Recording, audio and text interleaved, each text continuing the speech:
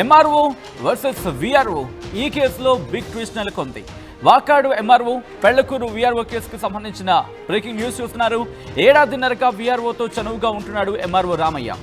పెళ్లకూరులో కలిసి పనిచేస్తున్నారు MRO VRO. విఆర్ఓకు కంప్యూటర్పై మంచి పట్టుంది. విఆర్ఓ టాలెంట్ను ఎంకరేజ్ చేశారు ఎంఆర్ఓ రామయ్య. ఆఫీస్లో ఎక్కువ టైం ఉంచి పనులు చేయించుకున్నట్టుగా తెలుస్తోంది ఎంఆర్ఓ.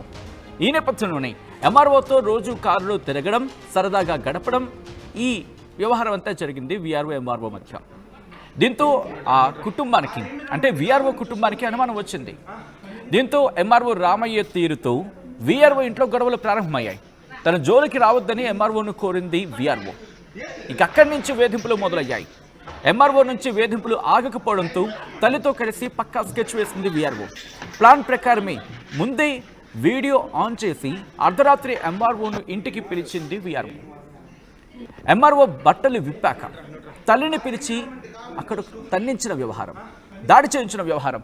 ఎంఆర్ఓను సస్పెండ్ చేసి విచారణ చేపట్టారు అధికారులు. ప్రస్తుతం పరారీలో ఉన్నాడు ఎంఆర్ఓ రామయ్య.